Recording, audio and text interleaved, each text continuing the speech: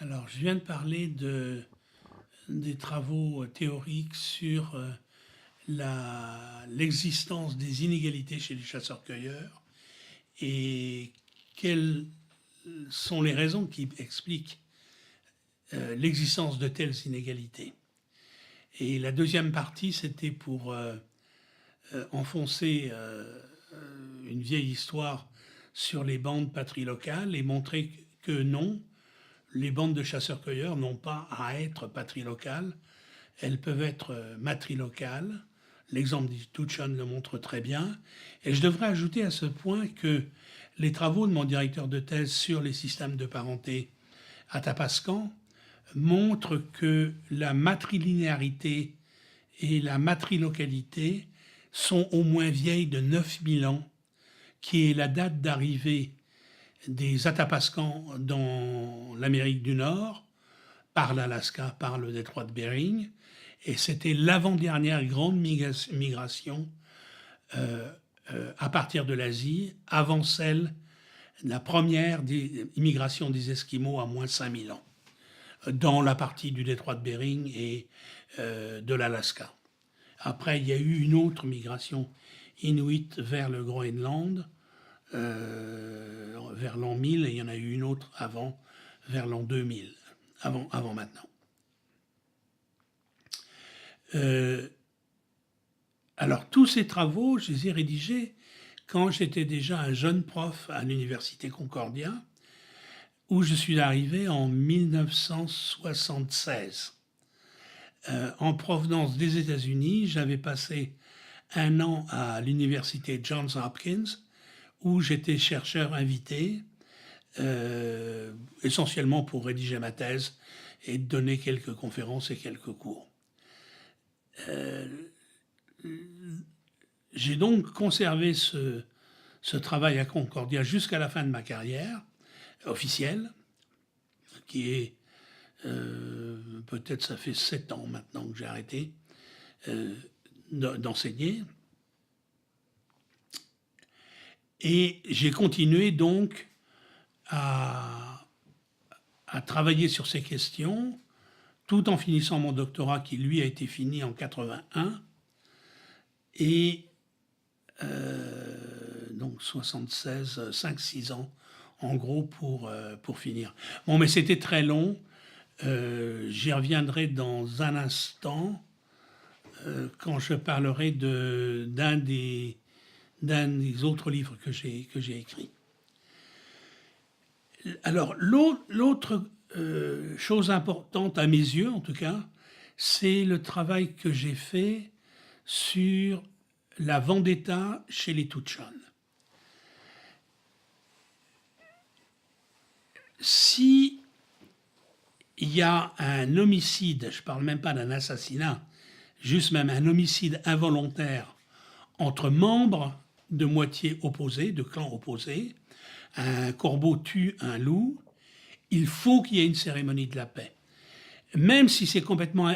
par exemple, 2 hommes sont sur un radeau, les radeaux étaient communément utilisés pour descendre des grandes rivières, l'un d'eux tombe à l'eau, accident. Aux yeux des Tucson, ce n'est pas un accident, c'est un meurtre. Et il faut une cérémonie de la paix ou une vengeance. C'est-à-dire on va tuer des membres de celui qui a laissé son collègue se noyer et tomber à l'eau. Il est considéré comme responsable. Si par contre le même accident survient entre 2 membres du même clan, 2 corbeaux par exemple, il n'y a pas de meurtre, il n'y a pas d'homicide, on ne peut rien faire, c'est impensable que ça ait pu être une chose horrible comme un assassinat. C'est absolument impensable, même si ça avait été vrai. Et je crois qu'on peut le comparer chez nous peut-être à la difficulté que le public a à admettre que une mère peut tuer ses enfants et que c'était pas de la méchanceté, c'est juste poussé à bout, qu'elle n'a pas pu faire autrement, etc. Or, les femmes comme les hommes peuvent être méchantes et commettre un crime qui est vraiment horrible. Mais on a, nous, tendance dans nos sociétés à regarder ces actes-là comme non, c'est pas pareil que si c'était un homme qui l'avait fait, ça n'a rien à voir, il fallait qu'elle soit complètement désespérée, etc., etc. Je l'ai entendu plusieurs fois à la télévision au cours des dernières années et ça me frappe à chaque fois. On cherche toujours une excuse pour la femme qui a fait ça, j'allais dire la mère. Mais dès qu'on dit la mère, mais non, une mère ne peut pas faire ça, par définition. Ce que les Tutshan font quand ils disent que un corbeau ne peut pas faire ça à un corbeau, un loup ne peut pas faire ça à un loup, est comparable, en quelque sorte. Bien sûr que certaines fois, ils savent que, oui, il y a peut-être eu quelque chose, mais ils ne le conçoivent pas. Or, la cérémonie de la paix est venue d'une façon très intéressante. Benson Billy, dont je parlais tout à l'heure, qui avait été condamné à la prison et qui est sorti, et j'en étais le garant dans le village, avait donc passé quand même quelques mois en prison. Et un de ses grands-pères, Johnny Mack, qui était mon informateur principal à cette époque-là, me dit « Mais non, ils auraient dû faire comme la prison indienne. » J'ai levé les sourcils en disant « Prison ?» Là, je savais même pas qu'il y avait des inégalités sociales encore. Prison dans une société de chasseurs-cueilleurs, ben, tu rigoles, il n'y a pas de prison. J'ai même pas poussé la conversation pour savoir au début, mais il a insisté tellement de fois en me disant « Non, la prison indienne, c'est beaucoup mieux. C'est beaucoup mieux que la prison des Blancs. » Finalement, je lui ai demandé « Mais c'est quoi la prison indienne ?» Après quelques semaines où il me tarabustait avec son histoire de prison indienne, et il a commencé à me raconter. Il y a une enfant qui a tué un autre enfant avec une carabine de 22 en 1916. Et il dit, moi j'avais à peu près 17-18 ans à l'époque. Et il a fallu, ils étaient de moitié opposés, ils étaient promis l'un à l'autre en mariage, puisque les mariages sont arrangés longtemps à l'avance. Et c'était un accident, manifestement, mais comme ils étaient de moitié opposés, ça a été traité comme un meurtre. Il a fallu faire venir des gens à 300 km à la ronde, 2 ans plus tard, pour célébrer la cérémonie de la paix. Alors, la cérémonie de la paix consistait à prendre un otage, les gens qui venaient d'un peu partout aux environs, dans un rayon de 300 km, se triaient, comme chaque fois, en corbeaux, d'une part, avec un feu au milieu, et loups de l'autre. Les loups qui avaient perdu... Attends, laisse-moi... Non, les loups étaient les meurtriers dans ce cas-là. Donc, les corbeaux sont allés saisir un otage chez les loups. L'ont pris, l'ont emmené, et dès qu'il est touché, il doit faire le mort. Et dès qu'il est touché, on l'installe par terre, sur une litière, et il doit rester comme s'il était mort. Les femmes lui font une bande ouvrée de perles qu'elle passe entre les doigts. Il a une plume spéciale qu'il porte avec un genre de chapeau. Et il doit rester comme ça pendant 3 jours. 3 jours. Oui, c'est 3 jours. Sans bouger. Et nous, les corbeaux, on le teste et on essaie de le faire rigoler. On lui raconte des blagues. Il doit absolument pas rire. S'il rit, il est renvoyé, on va prendre un autre otage. Il faut qu'il soit vraiment sérieux. Quand les corbeaux qui ont perdu quelqu'un, eux, ont pris leur otage, c'est les loups qui viennent et qui prennent un otage parmi les corbeaux pour l'otage loup qui a été pris et qui l'emmènent dans leur camp, de l'autre côté du feu, et qui le positionnent pareil, qui le testent pareil, et et ça s'appelle Chacon. Les 2 otages vont rester là 3 jours, très sérieux, et il y a des négociations qui vont se faire pour le paiement de la victime. Mais écoutez bien, qu'est-ce que c'est le paiement, et faites bien attention. Vous allez voir que ce n'est pas un paiement dans notre sens du tout. Les chefs, ou le chef du clan Corbeau, va s'approcher du feu au bout de 2-3 jours, si les otages se sont bien comportés, et les 2 chefs, le chef du clan opposé, les loups, vont se rapprocher. Combien tu mets, toi? Bon, ben, je vais donner tant de fourrures, de telle espèce, tant de beaux vêtements ornés de perles, et tout ça. Et toi? Pareil, on arrive à des chiffres à peu près égaux, c'est à peu près la même chose. Et au bout d'un moment, tout le monde vient apporter sa contribution. Chacun des corbeaux vient apporter une contribution. Ils ont perdu quelqu'un, eux. Hein. Chacun des loups vient apporter une contribution et la met. Et à un moment, est-ce que c'est assez? Et là, tout le monde dit oui, c'est assez. La paix est revenue, les otages peuvent se lever. Il fallait même pas qu'ils aillent uriner eux-mêmes. Johnny Mac m'a raconté qu'il a été obligé d'accompagner son otage qu'il gardait, comme jeune homme de 17-18 ans, et pour aller lui faire pipi dans le bois, puis le ramener après. Comporté complètement mort. Et il me dit, il fallait vraiment qu'ils fassent comme des morts, parce que de toute façon, ils étaient déjà morts. C'est comme s'il y avait une mort. Et là, alors, dans cette région de l'Amérique, le duvet de cygne est utilisé comme symbole de paix. On se met du duvet de cygne sur la tête, et on en envoie un petit peu partout, comme, bon, pas comme des confettis, c'est plus sérieux que des confettis, mais un peu comme des confettis. Et la cérémonie de la paix, ce qui est remarquable dedans, c'est qu'elle montre bien, pour tout le monde là, pour nous, pour eux, que la définition de ce qui est mal est arbitraire. Dans le sens où il n'y a pas une valeur universelle de qu'est-ce qui est un meurtre, qu'est-ce qui n'est pas un meurtre. On voit bien que chez eux, des choses qui peuvent être des meurtres à nos yeux, s'ils sont entre membres de la même moitié, du même clan, ne seront pas regardés comme des meurtres. De la même façon que chez nous, on a bien des difficultés à voir comme un assassinat crapuleux le fait qu'une mère tue ses enfants. Et je ne sais pas si vous l'avez remarqué, mais c'est un peu difficile pour nous d'accepter que c'est une chose qui peut vraiment être un crime crapuleux. C'est autre chose. On le voit différemment de n'importe quel autre meurtre qui peut survenir dans nos sociétés. C'est pas tout à fait pareil. La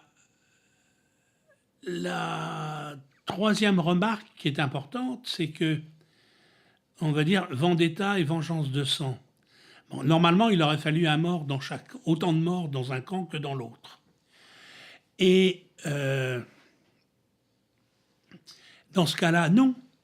Les parents de la victime versent autant que la parenté du meurtrier ou de la meurtrière. Donc, qu'est-ce que c'est? C'est pas un paiement pour une victime, c'est une réinstitution des équilibres qui existent dans la société.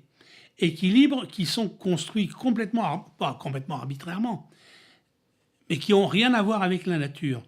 Ils résultent des catégories, ces équilibres résultent des catégories de classification qu'a fait la culture toute jeune à un moment donné, on ne sait pas quand, avec son système de clans opposés et de règles d'exogamie de chaque clan. Et je trouve ça absolument fascinant. Et ça me rappelle que, d'ailleurs je devrais le publier ce travail-là, j'ai fait un travail sur le potlatch aussi. Alors il n'y a que des potlatchs funéraires. Quand un loup meurt, les corbeaux prennent soin du corps, le nettoient et c'est eux qui vont le brûler autrefois et l'enterrer aujourd'hui. Je ne sais pas si avec la crémation, ils sont revenus à la crémation maintenant, mais il n'y avait pas, la dernière fois que j'étais dans le Yukon, il n'y avait toujours pas de crémation pour les enterrements. Alors, donc, un loup meurt, les corbeaux en prennent soin. Et ce sont les loups qui vont payer les corbeaux pour tous les frais et tout le travail fait pour l'enterrement du loup, fait par les corbeaux pour l'enterrement du loup. Alors, je m'étais dit, tiens, c'est intéressant ça. Et un jour, c'est arrivé que c'était moi qui devais payer. Donc, c'était un loup qui était mort, j'étais corbeau. Quand ma compagne est arrivée de Paris, ils l'ont immédiatement classé comme loup. Et son fils a été classé immédiatement comme loup. Et c'était vraiment remarquable d'ailleurs. Ça a été fait à une vitesse. Bah oui, Dominique, il est loup, il est corbeau. Alors, eux, ils sont forcément loups. Ça ne peut pas être autrement. Et donc, j'étais encore étudiant, on n'avait pas beaucoup d'argent. Et donc, je dois, moi, payer pour l'enterrement d'un corbeau que les loups ont fait tout le travail. Alors, le chef de ma moitié des corbeaux appelle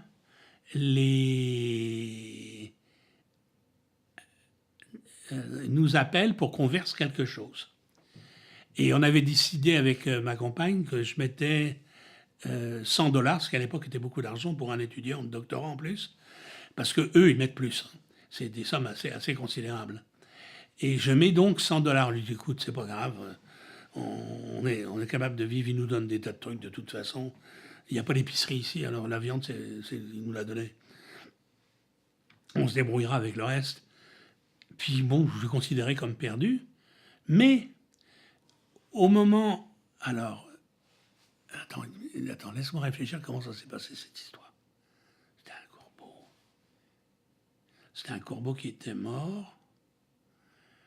Nous, les corbeaux, les loups ont enterré le corbeau. Nous, les corbeaux, on les paye. Voilà, c'est ça. Et alors, le chef de mon clan, une fois qu'il a ramassé, alors, on donne l'argent. Dominique, $100. Yva, $55. Les petits-enfants, $5. Tout le monde met quelque chose. Et là, à un moment donné, ils appellent ma compagne, elle est loup. Jacqueline, $90. Il donne 90. Après, ils appellent son fils. Fabrice, $10. Ce qui fait qu'on est reparti à la maison en disant, mais on n'a rien perdu du tout. Puisque ce que moi j'ai donné comme corbeau a été redonné exactement le même montant au loup, ma compagne et son fils. Et là, j'ai dit, ben, sur le potlatch et les soi-disant gaspillage d'argent, c'est pas ça, mais ça établit les relations entre hommes et femmes et leurs enfants d'une façon très différente des nôtres. Parce que ça montre que c'est encore une fois la mort institue une rupture dans le tissu social, démographique même. Et cette rupture, elle est réparée par le potlatch qui réinstitue les équilibres entre les clans et donc entre les époux et leurs enfants. Alors, c'était une des choses que je voulais mentionner. L'autre travail que j'ai fait, dont je suis assez satisfait, et ça, j'ai vu qu'il y avait eu beaucoup de réactions positives, et pas trop de critiques, même pas du tout que j'ai vu. Mais j'ai pu en rater. C'est sur la religion. Je crois que j'en avais assez d'entendre les choses sur les New Age, etc., sur les religions amérindiennes. Et j'ai tenté de raconter, de narrer d'une certaine façon qu'on comprenne bien comment ces religions des Amérindiens du subarctique, hein, chasseurs-cueilleurs. Ben, je ne parle pas de toute la vallée du Mississippi qui avait des chefferies ici et des presque-États, dont les Natchez de Chateaubriand. Et la façon dont je me suis pris, c'était de me servir d'un article de... Le nom m'échappe maintenant. Religious Evolution. Qui a fait ça? Ça me reviendra. En gros, cet auteur-là présentait les religions. Il distinguait dans l'histoire de l'humanité entre les religions historiques, catholicisme, judaïsme, bouddhisme, même islam, en disant ces religions-là, elles ont une particularité qui est qu'elles postulent l'existence de deux mondes. Un monde extérieur, le ciel en général, par exemple, ou le nirvana dans le bouddhisme, et le monde ici-bas. Le monde ici-bas est défini comme très mauvais, diabolique, et le monde d'en haut est défini comme parfait, paradisiaque, etc., etc. Avec des variantes. Il n'y a pas de paradis dans le judaïsme, par exemple, mais il y a la parousie, qui, c'est la résurrection des corps tels quels et d'avoir respecté toutes les lois, c'est ce qui donne une certaine sainteté. En plus, ces religions disent, pour parvenir au paradis ou dans l'au-delà, qui est paradisiaque, c'est plus exact comme définition, ça s'applique plus facilement à Nirvana, par exemple, de parler de l'au-delà, il faut se retirer du monde. La situation idéale, c'est se faire moine ou bonne sœur. On peut être tout simplement aussi un chrétien qui prie, mais la prière, c'est faire abstraction du monde tel qu'il est, tel qu'il existe. Et ça, c'est la caractéristique des religions que nous connaissons. Maintenant, je n'ai pas parlé du protestantisme encore, mais je vais revenir à plus tôt. Avant ces religions-là, le judaïsme, on parle de 1000 ans avant Jésus-Christ à peu près, le bouddhisme 600, 500, 600, pour le christianisme 0, ou 32, plutôt 33. Je ne me souviens plus des autres. Donc, quand on tombe dans les religions de l'Antiquité, il n'existe qu'un seul monde. Il y a certes les hommes sur terre, mais dans les nuages, non pas dans les cieux. Il y a les dieux, certains dieux, d'autres vivent dans les rivières. Ils sont sur terre. Et on communique, ils existent sur terre, dans notre univers. Il n'y a qu'un seul univers. Et on communique avec eux par soit des sacrifices, soit des offrandes, etc. Ces dieux peuvent être méchants, bons, vous aider, pas vous aider, selon ce qu'on leur offre ou selon les sacrifices qu'on leur fait. Si maintenant on passe à une période antérieure, avant que ces religions historiques, pas historiques, que ces religions antiques existent, on tombe dans ce que probablement les Indiens du subarctique avaient, et que cet auteur appelle les religions primitives, celles des Australiens aussi. Là, comme dans les religions antiques, il n'existe qu'un seul monde, il n'y a pas d'autre monde. Lorsqu'on meurt, soit on est réincarné, comme c'est le cas chez les Tutchon, soit si on en a marre d'être réincarné, on ne se réincarne pas et on se dirige vers le soleil. Et le soleil n'est pas un paradis. C'est une zone où on vit comme on vit dans le Yukon. C'est la même chose, il faut chasser, il faut pêcher pour se nourrir. Et on occupe là donc une position semblable à celle qu'on avait sur Terre. Maintenant, les animaux qui sont dans la forêt ne sont pas des dieux ou des esprits, ce sont les animaux de la forêt. Et les animaux, excepté le lièvre, ont tous un pouvoir qu'aucun humain n'a en naissant, qui s'appelle Jake et qui est comme un surpouvoir. Pour les êtres humains, c'est de demander aux animaux de venir dans nos rêves, nous donner leurs chansons qui guérissent, qui permettent de devenir chamans. Mais c'est pas l'esprit de l'orignal ou du caribou qui vient vous aider. C'est tel animal dans la forêt qui veut bien vous prêter ces chants qui vont venir dans vos rêves.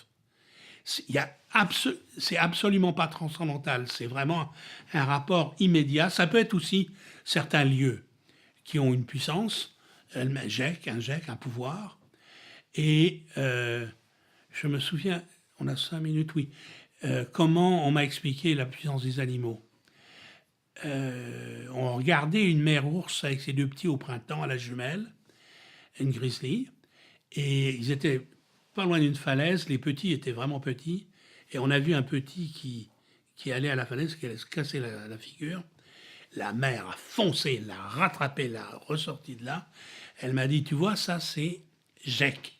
Elle n'a pas hésité une seconde, elle n'a pas paniqué, elle a vu qu'il y avait un grand danger, elle a été rattraper son petit, elle l'a ramené. Ça, c'est ça le pouvoir des animaux. Ils ne tergiversent pas. Je crois qu'en anglais, je l'ai traduit par poise. They have poise.